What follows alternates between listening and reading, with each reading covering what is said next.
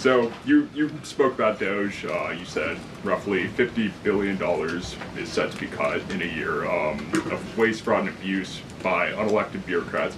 We're hearing this ironic narrative from the president's critics and the left-wing media that Elon Musk is an unelected bureaucrat and he's doing all this terrible stuff.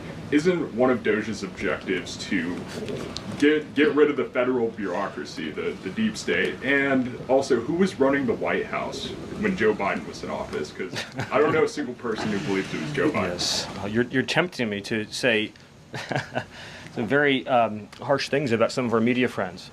Yes, it is true that many of the people in this room for 4 years failed to cover the fact that Joe Biden was mentally incompetent and was not running the country. It is also true that many people in this room who have used this talking point that Elon is not elected fail to understand how government works. So I'm glad for the opportunity for a brief civics lesson.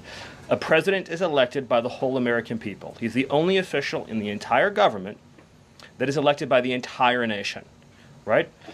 Judges are appointed, members of Congress are elected at the district or state level, just one man. And the Constitution, Article 2, has a clause known as the vesting clause, and it says the executive power shall be vested in a president, singular.